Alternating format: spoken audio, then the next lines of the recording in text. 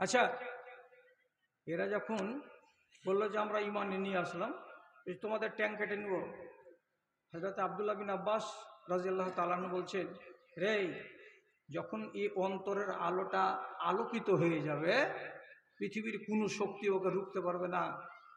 সে যত বড় লাটের বেটা হোক না কেন, ওকে থামতে আর পারবে না। ও আলোর তলাতে আসবেই আসবে। তো তিনি কি বলছেন, আসবাহু সাহেরাতান ও আমসাউ সোহাদা। এই 70 জন লোক সকালবেলায় এসেছিল ফেরাউনের দরবারে জাদুঘর হয়ে। আর জাদু যারা করে তারা মুশরিক হয়, তাদের ঈমান থাকে না। এটা হলো কুফরির আলামত। আর এই কাফেরের বেশি নিয়ে কাফেরের হালাতে এসেছিল 70 জন লোক, অন্তরে আলো ছিল না। কিন্তু সন্ধ্যাবেলায় তারা চোখের সামনে আলো দেখতে পেল। কার মারফতে? নবী মুসা আলাইহিস সালাতু ওয়াস সালামের মারফতে। তখন এরা কি হলো? আমসাউ সোহাদা। সন্ধ্যাতে তারা শহীদ হয়ে গেল। দিনের বেলায় এসেছিল জাদুঘর হয়ে, আর সন্ধ্যাবেলায় তারা শহীদ হয়ে কবরে গেল। আটকাতে পেরেছে? যখন বললো ট্যাঙ্ক কেটে দিব, তখন এরাই বলেছিল, আল্লাহর কোরআন বলছে, ফাকজে মা আনতা কাজিন, তোমার মনে যা লাগে তুমি তাই ফায়সালা করো গা। তুমি কি করবা? বেশি করবা তো আমাদের জীবনটাকে নিয়ে নিতে পারবা, তাছাড়া এর বেশি তুমি কিছু করতে পারবা না। ইমানের জন্য গোড়াতে যে একটা কথা বলেছিলাম, তা হাদিসটাকে তখন আমি বলিনি। সেটা হাদিসটা কি আছে, এত মিষ্টি হাদিস যে সম্মান করুন হাদিসটাকে। আল্লাহ রাব্বুল আলামিনের নবী বলছেন, ইন্নাল্লাহা ইউতিল মালা লিমান ইউহিব্বুহু ওয়া লিমান লা ইউহিব্বুহু ওয়া ইন্নাল্লাহা ইউতিল ঈমানা লিমান ইউহিব্বুহু। সহিহ জামে। আল্লাহ রাব্বুল আলামিন দুনিয়াতে যাকে পছন্দ করেন না তাকেও ধন দেন। দুনিয়াতে আল্লাহ রাব্বুল আলামিন যাকে পছন্দ করেন তাকেও ধন দেন। ধনের বেলা আল্লাহ বলছেন, নবীজি বলছেন, যাকে আল্লাহ পছন্দ করেন তাকেও ধন দৌলত দেওয়া হয়, আর যাকে পছন্দ করেন না তাকেও ধন দৌলত দেওয়া হয়। ধন দিয়ে কিন্তু কোনোদিন ঈমানকে চেনা যায় না। ধন দিয়ে কোনোদিন মানুষের দিলকে পরীক্ষা করা যায় না। ধনটা আসল স্ট্যান্ডার্ড নয়। আপনি ধনী তো, আপনার বাড়ি হলো কোথায়? মালুপাড়া। আপনি ধনী বলে আল্লাহর কাছে ইজ্জতওয়ালা, এটা কথা নয়। যদি এটা কথা হইতো, তাহলে ভারতবর্ষের সবচাইতে বড় নাম করা ধনী, তার নাম হলো আদানি, তো আল্লাহর কাছে পেয়ারা হতো। আদানি তো আল্লাহর পেয়ারা নয়, এ তো মুশরিক। তো ধন পেয়েছেন বলে নিজেকে আপনি ভাববেন না যে আল্লাহর পেয়ারা। আমি ধন দিয়ে আল্লাহর পেয়ারা হয় না। আল্লাহ বলছেন, যে ভালো আমার নজরে তাকেও ধন দৌলত দিই, যে আমার নজরে খারাপ তাকেও আমি ধন দৌলত দিই। তাহলে আসল জিনিসটা কি? ওয়ালাকিন্নাল্লাহা ইউতিল ঈমানা লিমান ইউহিব্বুহু। তবে আল্লাহ রাব্বুল আলামিনের নবী বলছেন, যাকে আল্লাহ তাআলা পছন্দ করেন, যাকে আল্লাহ তাআলা ভালোবাসেন, তাকে ঈমানের সম্পত্তি দান করেন, সে ঈমানদার হতে পারে। আর যাকে আল্লাহ তাআলা পছন্দ করেন না, সেই লোকটাকে আল্লাহ তাআলা ঈমান কোনোদিন দান করেন না। খেয়াল করুন কথার দিকে। রাসূলুল্লাহর বিহাই, বুঝতে পারছেন? বিহাই তো, বিহাইটা না বুঝবেন তার কি বুঝবেন? রাসূলুল্লাহর বিহাই, সে হচ্ছে আবু লাহাব। যে সূরাটা আপনি রোজ রোজ নামাজে পড়ছেন, তাব্বাত ইয়াদা আবি লাহাব, এই আবু লাহাব এটা হলো রাসূলুল্লাহর বিহাই। রসুলের 2 বেটির বিয়ে হয়েছিল আবু লাহাবের 2 বেটার সাথে, ওতবা আর ওতাইবা। তো যখন নবীজির উপরে একটা সূরা নাজিল হলো, এত লম্বা করতে পাওয়া যাবে না, শর্টে বলছি। এই সূরাটাই হলো সূরা লাহাব, তাব্বাত ইয়াদা আবি লাহাব। আবু লাহাবের 2খানা হাত মাটিতে মিশে যায়। এই সূরা যখন নাজিল হলো, তখন আবু লাহাব রাখতে রাখতে বাড়ি গিয়ে 2 বেটাকে ডেকে বলছে, বেশি হয়ে গেল দিদি, হাওয়া করছে, বলছে, রাসি আলা রাসে কুমা হারাম। দেশওয়ালি তর্জমা, তোমরা দুজন আমার কাছে হারাম, আমি তোমাদের কাছে হারাম। যতক্ষণ পর্যন্ত তোমরা 2 বেটা আমার কথা না মানবে, আমার কথা না শুনবে, ততক্ষণ পর্যন্ত তোমরা আমার ভালো বেটা নও, এবং আমি তোমাদের বাপ নই। 2 ছেলে এক বাপকে বলছে, আব্বা আপনার মতো ভালো বাপ কোথায় আছে? আপনাকে বাপ বলে জানি আর বাপ বলে মানি, কোনো অবস্থাতেই আপনার নাফরমানি করব না। ঠিক আছে, তাহলে তোরা জানিস এই যে লোকটা অর্থাৎ তোদের শ্বশুর আজকে কোরআনের আয়াত পড়ে শুনিয়েছে, মক্কার লোকেরা খবর দিল ওতে আমার নাম আছে। কি নাম আছে?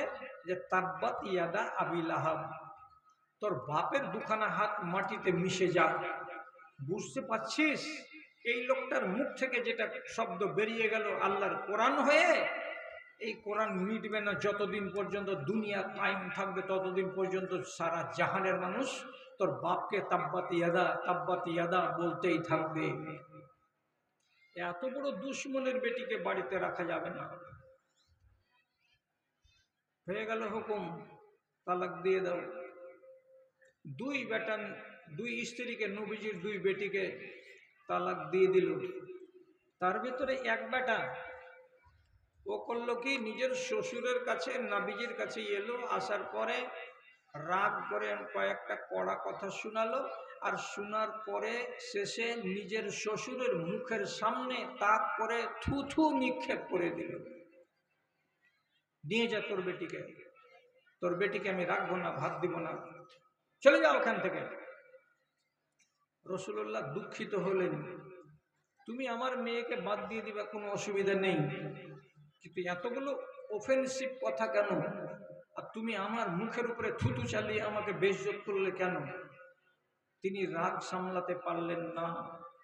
আল্লাহ পাকের নবী তো একজন মানুষ, নবী হতে গেলে তার কাছে তো মানসিকতা আছে। রাগ সামলাতে না পেরে তিনি কি বললেন নিজের জামাইকে, বেটি ছেড়ে দিলে ভালো কথা, তোমার দুর্ব্যবহারের কারণেই একটা কথা তোমাকে বলে দিচ্ছি আমি, তা কি, আল্লাহুম্মা সাল্লিত আলাইহি কালবান মিন কেলাবিকা। এ পরওয়ারদিগার আলম, এই যে নালায়েক ছেলেটা এতদিন আমার জামাই ছিল, আমার বেটিকে তালাক দিয়ে দিল, আমার বেটিকে আমার কাছে জমা করে দিল, কিন্তু আমার সাথে যে ব্যবহারটা করেছে এটা আচরণ ভালো করে নাই। তার জন্য আমি তোমার কাছে দোয়া করছি, রব এই ছেলেটাকে তুমি এমন মওত দান করো, এর উপরে একটা কুকুরকে নিযুক্ত করে দাও, যে কুকুরটা এই কুকুরটার জীবনটাকে শেষ করে দেবে, যেই কুকুরটা এই কুকুরটাকে রক্তাক্ত করে দেবে, এই কুকুরটা যেন কুকুরের হাতে মারা যায়। দোয়া করে দিলেন রাসূল, বদদুয়া। বাড়ি এলো, বাপকে হাসতে হাসতে সংবাদ দিয়ে বলছে, বাজান সব সহ্য করে দিয়েছি। কি করেছিস রে বেটা? আচ্ছা করে গালি দিয়েছি। আর কি করেছিস? মুখে থুথু চালিয়ে দিয়েছিলাম। আচ্ছা, তারপরে কি হলো? বলছে রাগের জ্বালাতে ও তখন আমাকে একটা খারাপ কথা বলল। কি বললো রে? কি বললো রে? তখন বলছে, হ্যাঁ মোংলা কথা থেকে কাম দেয়, কি বললো আর না বললো, বল না তুই কি বলেছে।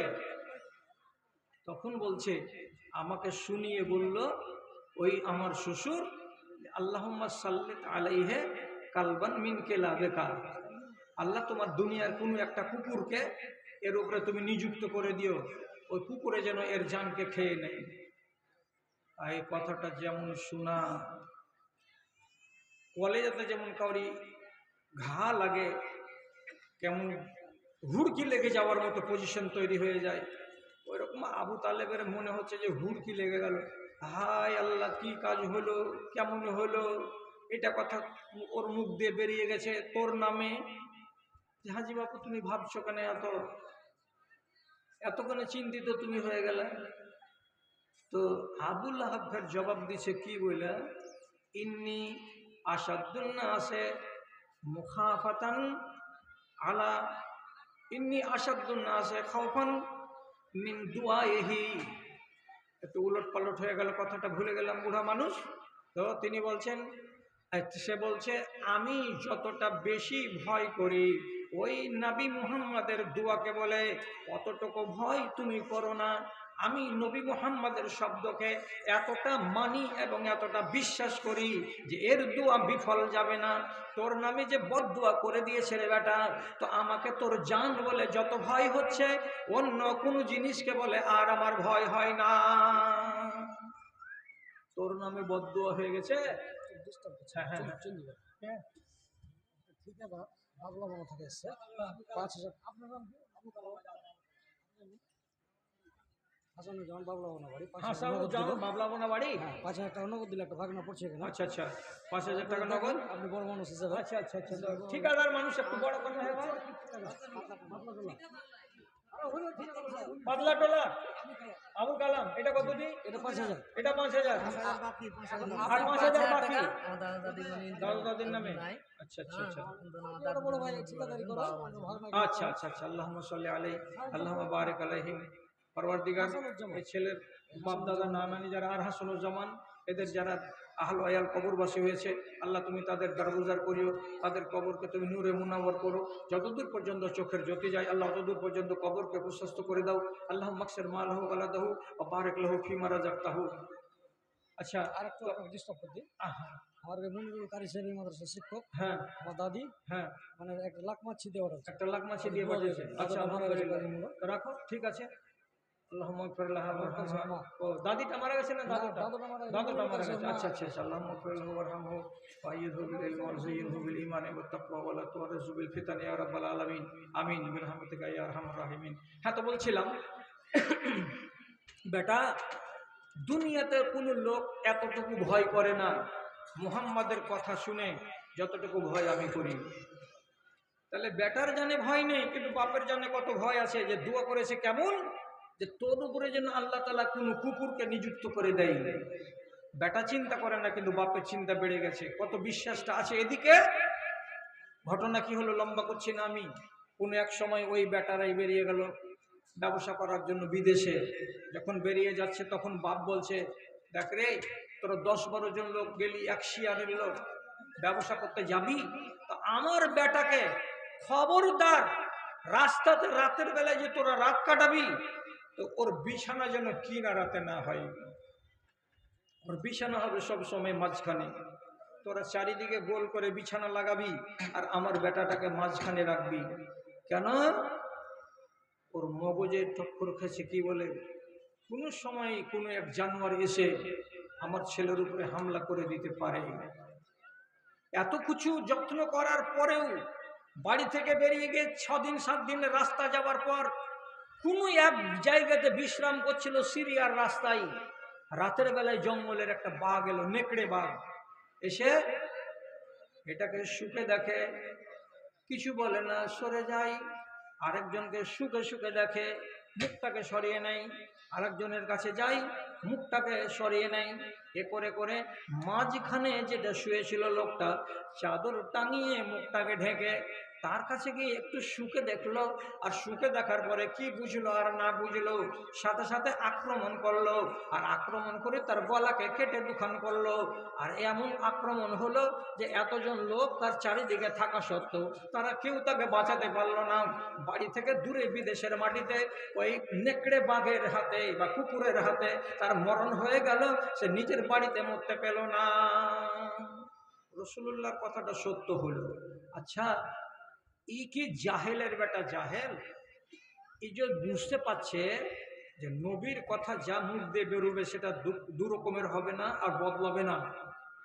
তাছাড়া নিজের ছেলে যে এমনি হয়ে মরে গেল, তো তুমি তো জানতে পারছো যে নবীজির দোয়া লেগে গেছে বাচ্চাকে, না হলে কুকুরে কেন কামড়াবে আর বাঘে কেন কামড়াবে আর সে মরবে এই হালাতে? তো এতগুলো নিদর্শন তোমার চোখের সামনে আসছে, তো তোমার মনের দরজাটা খুলছে না কেন? মনের দরজা যদি খুলে যায় আর সে নিজে নিজে যদি বাড়িতে বসে বসে অন্যান্য লোকের মতো হিদায়েত হয়ে যায়, তাহলে তো তার কপালটা ভালো হয়ে যায়। কিন্তু আল্লাহ রাব্বুল আলামিন আবু লাহাবকে পছন্দ করেননি, যার কারণে চোখের সামনে এত নিদর্শন এসেছে, তবুও তিনি সে ইমানের রাস্তা পায়নি। কত লাঞ্ছিত মরণ মরেছে জানেন? মরলো তো বিছানে মরলো, আর মরলো তো এমন একটা রোগে মরলো যে রোগটাকে আরবের লোকেরা বলতো ছুঁয়াচে রোগ। এই রোগীর কাছে যে থাকবে তাকে ওই রোগ লেগে যাবে। এই জন্য মরা লাশকে রেখে দিয়ে বেটা বেটি স্ত্রী ছেলে মেয়ে সব দূরে পালিয়ে গেল। এরা গায়ে হাত দিয়ে গোসল দেওয়া, কাফন পরা, গাঁড়া কোড়া একবারে বাদ, কেউ ছুতে এলো না তাকে। শেষে দুনিয়ার লোক বলল, মরা লাশকে বাইরে রেখে দিবি, তোদের বেইজ্জতি হবে। যেমন করে পারবি একটা লাশকে পুঁতে দে মাটির তলায়। ওর খাটের কাছেই খাল খুঁড়েছে, আর খাটের কাছে খাল খুঁড়ে হাত দিয়ে নামায়নি, বাঁশ লাগিয়ে লকড়ি লাগিয়ে পিছন থেকে গড়িয়ে ফেলে দিয়েছে।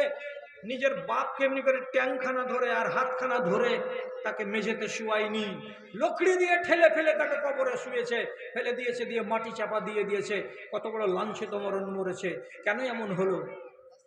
আল্লাহ রাব্বুল আলামিন বলে দিয়েছেন সূরা আনামের ভেতরে, যাকে আমি পছন্দ করি না তার অন্তরে সিল মেরে দেব। যত তুমি ওয়াজ করো না কেন, যে বদ হালাতে আছে সে বদ হালাত তার ছুটবে না, থেকেই যাবে ওই হালাত। চরখির নাজিরের বাবা মারা গেছে, তাই জন্য 2000 টাকা। চরখির নাজিরের বাপ মারা গেছে, তার জন্য 2000 টাকা। আল্লাহুম্মা সাল্লি আলাইহি আল্লাহুম্মা বারিক আলাইহি। ওরকম জায়গায় 200 টাকা 2000 টাকা। আচ্ছা, মাশাআল্লাহ, আলহামদুলিল্লাহ, জাযাকাল্লাহ। কি বলছিলাম? তোমাকে যদি আল্লাহ আক্কেল দিয়ে থাকে, তাহলে তোমাকে নিজের আক্কেলের দ্বারাতে এটা পরীক্ষা করে নিতে হবে, দিয়ে আল্লাহ রাব্বুল আলামিনকে রাজি করে রাখতে হবে। আমি লম্বা করি না, আমি লম্বা করছি না, ছেড়ে দেবো, আদায় আসতে শুরু হয়ে গেছে। শুধু একটা কথা আমি বলি, রাসূলুল্লাহ মক্কা থেকে হিজরত করে মদিনা গেলেন, তো বহু লোক দেখার জন্য ভিড় লাগালো। এখান থেকে লোক, এখান থেকে লোক, এখান থেকে লোক, লোকে লোক, লোকে লোক মদিনাতে এসে ভিড় লাগিয়ে দিয়েছে দেখবো বলে। এই জায়গাতে এলো একটা লোক, ইহুদিদের আলেম, তার নাম আব্দুল্লাহ বিন সালাম। আলেম, ইহুদিদের আলেম। এ তখন বলছে, আমি এখন দেখা করতে যাব না, দাঁড়াও। নিজে নিজে বলছে দাঁড়াও, অপেক্ষা করো। দিয়ে কি বলছে, ফালাম্মা ইন ফাজালাত, যখন মানুষের ভিড় কমে গেল, ওয়াস্তাম্বাতা ওয়াজহুহু, এবং নবীজি স্থির হলেন, মুখটাকে ধুয়ে শান্ত হলেন, আর ডানে বামে লোকের কোনো ভিড় ভাড় নাই, তিনি কেবল একাই আছেন, আর তার সাথে আর 2-4 জন তার সাহাবী সাথে আছেন। তখন আমি 2 ঘন্টা 2.5 ঘন্টা ইন্তেজার করার পর নবীজির কাছে এলাম।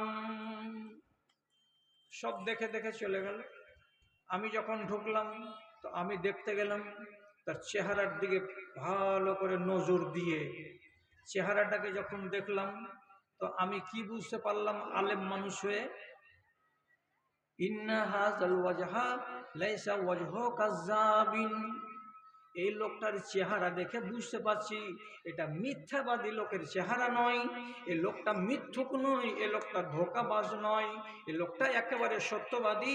সে লোকটা যে নবী বলে নিজেকে দাবি করেছে, আমার মন সাক্ষী দিয়ে বলছে এটা মিথ্যুক নয়, এটা সত্য লোক।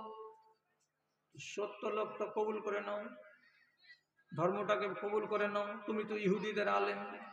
কিন্তু দেখেন, আল্লাহ যাকে পছন্দ করবেন তার জন্য রাস্তা খুলে দেবেন। কি করে আল্লাহ তাআলা রাস্তা খুলছেন? কিছুক্ষণ পর তখন বলছে, দাঁড়াও, আমি এখনো কিছু পরীক্ষা করব, আর পরীক্ষা করার পর আমার মন যদি বলে তাহলে আমি এই লোকটাকে মানব, আর আমার মন যদি না সাক্ষ্য দেয়, আমার কথার সঙ্গে যদি তার কথা মিল না হয়, তাহলে আমি একে এখনো নবী বলে মানব না, তবে লোকটা মিথ্যাবাদী নয়। এবার কিছুক্ষণ পর মুসলমানেরা নামাজ আদায় করলো রাসূলুল্লাহর পিছন দিকে। এই 15, 20, 30টা লোককে নিয়ে রাসূলুল্লাহ মসজিদে বসে বসে একটা ছোট্ট করে খুতবা দিলেন। তো খুতবাটা হলো ইসলাম ধর্মের বড় মিষ্টি কথা। ইন্নাল হামদালিল্লাহ নাহমাদুহু ওয়া নাস্তাঈনুহু ওয়া নাস্তাগফিরুহু বলে রাসূলুল্লাহ খুতবা দিলেন। আর খুতবা দেওয়ার পরে তিনি 2-3টা কথা বললেন, যে কথাগুলো হলো শুধু ভ্রাতৃত্বের উপরে, এক অপরকে ভালোবাসার উপরে। তো রসুল যখন খুতবাগুলো দিচ্ছেন আর ওয়াজ কয়টা বলছেন, তখন মিঠা সুরে কথা বলছেন, একটাও কড়া সুরে নয়, মিঠা মিঠা সুরে। নিজের এই সাথীকে ভাইয়ের মতো করে দেখো, তোমাদের মালিকানাতে যে মেয়ে ছেলেগুলোকে আছে, এগুলোকে তোমরা আল্লাহর বান্দি হিসাবে তাদের স্নেহ করো, তাদেরকে ভালোবাসো। তোমরা দেখো চুরি করিও না, তোমাদের ইজ্জত সম্মান এতে বৃদ্ধি পাবে। তোমরা হালাল রুজি খেও না। তো যতগুলো কথা নবীজি বলছেন, সব যেন মনে হচ্ছে চিনি মাখিয়ে মাখিয়ে, মধু মাখিয়ে মাখিয়ে। তখন আব্দুল্লাহ বিন সালাম বলছে, এইখানে তো ওরই লোক আছে, ডানে বামে আর কোনো লোক নেই, আর এখান থেকে 7 কিলোমিটার দূরে আমাদের গ্রাম ইহুদিদের। তো ইহুদিদের সম্বন্ধে তো আজকে একটা গরম গরম ভাষণ দিতে পারতেন উনি। এই মুসলমানেরা, আমরা মদিনাতে চলে এসেছি, এখন আমাদের শক্তি হয়ে গেছে, আমরা সংখ্যাতে বেড়ে গেছি, এখন আমাদেরকে যারা মানবে তারা মানবে, আমাদেরকে যারা মানবে না তাদেরকে আমরা গুঁড়া করে রেখে দেব, তাদেরকে এই করে দেবো, তাদের ওই করে দেব। রাসূলুল্লাহ কোনো গরম গরম ভাষণ দিলেন না, যদিও তিনি ইসলামী রাষ্ট্রের খানিকটা পতন করেই দিয়েছেন, আর তার ডানে আর বামে এতগুলো লোক আছে, তবুও মিষ্টি মিষ্টি কথা বলছেন। আমার মনের 3 ভাগের 2 ভাগ পাকা হয়ে গেল, এটা নবী হবেই, নবী ছাড়া আর কেউ নয়। তারপরে বলছে আরো একটা পরীক্ষা আছে, পরীক্ষাটা করব, তাতে যদি নবীজি ইনি হন তাহলে পাস করতে পারবেন, আর তিনি যদি নবী না হন তাহলে পাস করতে পারবেন না। স্কুল পাড়ার মুজিবুর রহমান 10 বস্তা সিমেন্ট। স্কুল পাড়ার মুজিবুর রহমান 10 বস্তা সিমেন্ট, আলহামদুলিল্লাহ, মাশাআল্লাহ, জাযাকাল্লাহ। আরেকজন আমার ভাই 1000 টাকা দিয়ে গেছেন, আল্লাহুম্মা সাল্লি আলাইহি আল্লাহুম্মা বারিক আলাইহি। আল্লাহ পরওয়ারদিগার আলম, তুমি তার কল্যাণ করিও, দুনিয়া আর আখিরাতে তুমি তাকে কামিয়াব বানায়ো, আমিন বিরহমাতিকা ইয়া আরহামার রাহিমিন। বলছে আরো পরীক্ষা করব।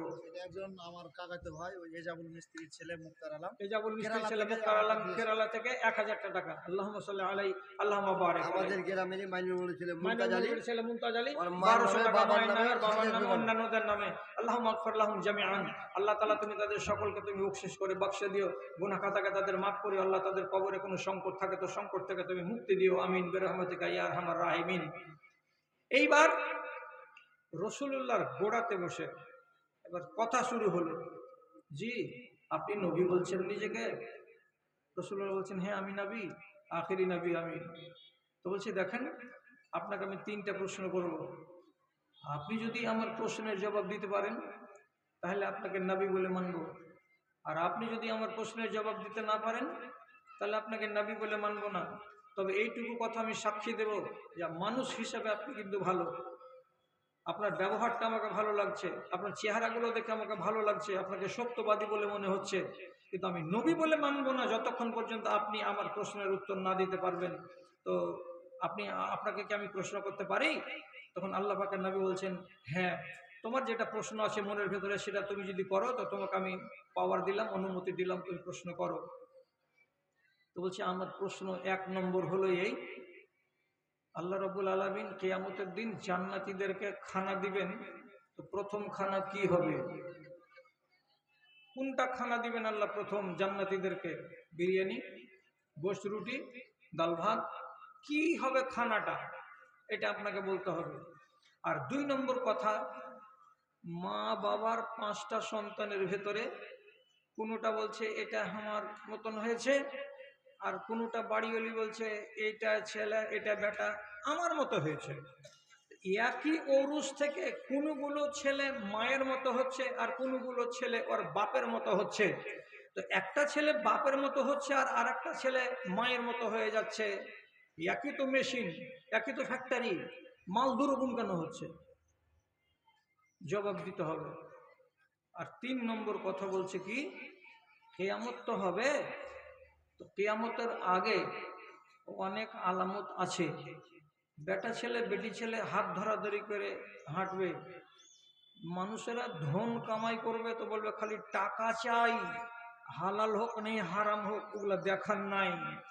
এই যুগ হবে, তখন কিয়ামত আসবে, যেদিন ঠেঠার বেটা ঠেঠা, বলবি ইলিয়াস তর্জমাটা করে দেখ, হাদিসে লেখা আছে লোকা আবুনো লোকা, ন্যাংটার বেটা ন্যাংটা, ন্যাংটার বেটা ন্যাংটা, যেদিন লোকেরা ওকে দেখে বলবে ইন্না সাআদাতান নাস বিদ-দুনিয়া, দুনিয়ার দিক দিয়ে সবচাইতে ভাগ্যবান লোককে এই লোকটা, দেখো এর 3 তলা বাড়ি, 3 তলা বাড়িওয়ালা লোকটা কেমন ছিল?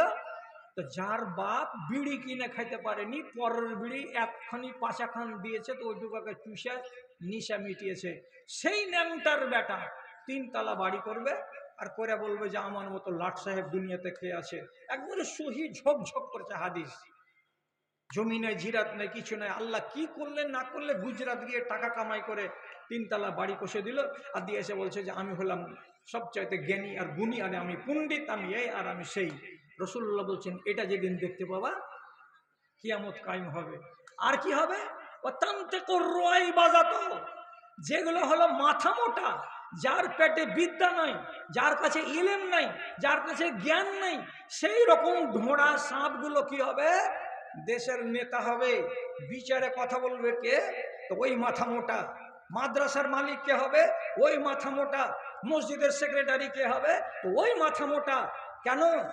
ওর জবানটা খুব তেজ, এবং ওর ডান আর বামে সাঙ্গ পাঙ্গ আছে। ওর কাছে ইলিম না থাকতে গেলেও ওই মাথা মোটা লোকেরাই কথা বলবে।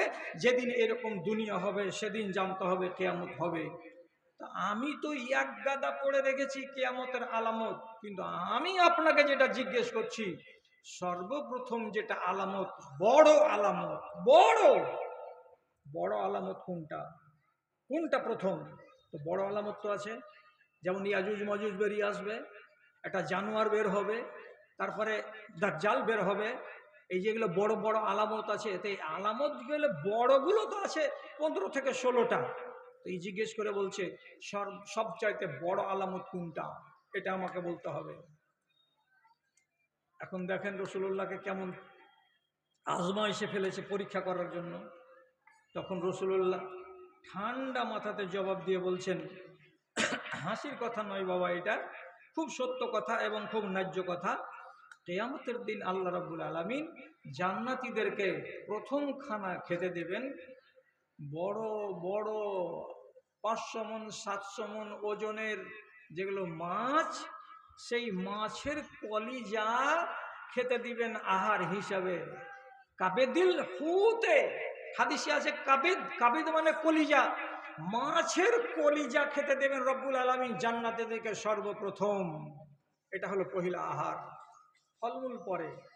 আব্দুল্লাহ বিন সালাম মাথাটাকে জ্ঞানী মানুষের মতো করে ধীরে ধীরে ধীরে ধীরে ঝাঁকাচ্ছেন আর বলছেন, পহিলা নম্বর প্রশ্নের উত্তর তো ঠিক পেয়ে গেছি, বাকি দুটার উত্তর যে কি হয়। আচ্ছা, এরপরে একই বাড়ির স্বামী স্ত্রীর ছেলে পেলে কোনটা মেয়েটার মতো হয়, কোনটা বাপের মতো হয়, এটা কেন হয়? এটা একটু শরমের কথা, একটু লুকিয়া বলছি, আপনারা বুঝে নিয়েন। এত ওপেন বলা যায় না কথাগুলো। সেটা হলো এই, নবীজি বলছেন স্বামী স্ত্রী মিলন করার টাইমে এক ধরনের পানি, যাকে বাংলাতে বীর্য বলা হয়, এই জিনিসটা নির্গত হয় দুইজনেরই রেহেম পর্যন্ত। যার বীর্যটা বেশি যাবে, আগে যাবে, ওই লোক ওই ওর মতো হয়ে যাবে বাচ্চাটা। বাপের গুলো যদি আগে যায় তো বাপের মতো হবে, আর মায়ের গুলো যদি রেহেমে আগে যায় তো মায়ের মতো চেহারা হবে। যা তাজ্জব বনে যে বলছে মুখ ঝুঁকে ঝুঁকে, এটাও তো উত্তর ঠিক। এই জন্য তো কোনটা ছেলে মার মতো হয় আর কোনটা ছেলে বাপের মতো হয়। যারটা বেশি হবে সেই রকম হয়ে যাবে ছেলেটা। আল্লাহ তুমি জানো ভিতরের কথা, আমি জানি না, অতগুলো কথা খুলতে পারছি না। হয়ে গেল এটা। আর কিয়ামতের সবচাইতে বড় লক্ষণ যেটা হবে, রাসূলুল্লাহ বললেন পূর্ব দিকে আগুন বেরোবে জমিন থেকে। পূর্ব দিক বলতে কোথায়? ভারতের মাটিতে না বাংলাদেশের মাটিতে না পাকিস্তানের মাটিতে, কিছু বলা যাবে না। বাবা মারা গেছে আব্দুল কাইম বস্তা বলতো, হ্যাঁ, 10,000 টাকা দিলেন, 10,000 টাকা। দোয়া থেকে। আচ্ছা, এই মাছ গেলা এতক্ষণ কাদার তলে কেন লুকিয়ে আছে জি? যারা আদায়কারী ছিল এরকে হাতে দিত, যে 5টা দুয়া দিত ওরা পয়সা এটাই না। হ্যাঁ, আর আমি তো দুয়াই দিতে জানি না এরকম করে। আচ্ছা, আলহামদুলিল্লাহ। ছেলেটা কত দিল? 10,000। আলহামদুলিল্লাহ, মাশাআল্লাহ, জাযাকাল্লাহ। 5,000 বাকি করেছে, 5,000 নগদ তো কি কাজ করে? ঠিকাদাররা কেন 10,000 দিবে? ইশতেহারে নাম আছে না নাই? নামটা দেয়নি গো খাপারা। আচ্ছা, আগামীবার নাম দিতে হবে। এইবার ওই ভাইকে বলছি কিছু বাড়িয়ে টাড়িয়ে দিতে হবে। ঠিকাদার মানুষকে এত কম দিলে হবে না, মানাই না এই দানগুলো। তো 3 নম্বর প্রশ্নের উত্তর যখন লোকটা পেয়ে গেল যে পূর্ব দিক থেকে আগুন বের হবে, তো আগুন কত জোরদার বের হবে যে মানুষেরা এটা আর বলবে না চাচা হে বাল্টি লিয়া দৌড়া, ওরে ফায়ার ব্রিগেডের লোক তাড়াতাড়ি করে এসো আগুন নিভাও। এই নিভাবার নাম কেউ নিবে না। আগুন একদিক থেকে জ্বলবে আর একদিক থেকে বেড়ে বেড়ে বেড়ে বেড়ে চলে যাবে। চরখি থেকে আগুন শুরু হবে, পার হয়ে যাবে কোথায় শামসি, শামসির পরে পারাকরম, তারপরে যাবে ধানগাড়া বিশনপুর, তারপরে জগন্নাথপুর, তারপরে কাটিহার, এই করে নিয়ে যেতে যেতে যেতে যেতে সমস্ত লোকটিকে পশ্চিম দিকে সেই মক্কা আর মদিনার এলাকাতে নিয়ে গিয়ে ছাড়বে। তো একটাও মানুষ দাঁড়িয়ে থাকবে না, আগুন তাড়তে তাড়তে তাড়তে তাড়তে যেমন মানুষ শিয়াল তাড়া করে তাড়ে, তেমনি আগুন মানুষকে তেড়ে নিয়ে যাবে কোথায়, তো পশ্চিম দিকে। যেদিন এইরকম আগুন দেখতে পাবা জেনে নাও যে কিয়ামত একদম আসন্ন। আর অল্প দিনের ভেতরেই বাকি 2, 4, 5, 7টা যেগুলো আছে সেগুলো ঘটে যাবে, আর তারপরে কিয়ামত হয়ে যাবে। হাদিস কি বলছে? যেমনি 3টা জিনিসের উত্তর পাওয়া গেল, সাথে সাথে আব্দুল্লাহ বিন সালাম বলছেন, আমার দিলের ভিতরে যেটুকু ময়লা জমেছিল, যেটুকু অন্ধকার ছিল, সব দূর হয়ে গেল। আমি প্রথমে আপনার চেহারা দেখেছিলাম, আমার মনে হয়েছে এটা মিথ্যাবাদীর চেহারা নয়। তারপরে আমি আপনার যখন খুতবা শুনলাম, আমার বিবেক বলছে এত মিষ্টি খুতবা কোনো জালেমের হতে পারে না, এটা নিশ্চয় হলো নবী। তারপরে যে 3টা প্রশ্ন করলাম, মনের তাসাল্লি হয়ে গেল, আপনি সঠিক উত্তর আমাকে দান করেছেন, তার জন্য আমি আর দেরি করছি না, এইখানেই আপনার হাতে হাত দিয়ে আমি ঈমান কবুল করছি বলে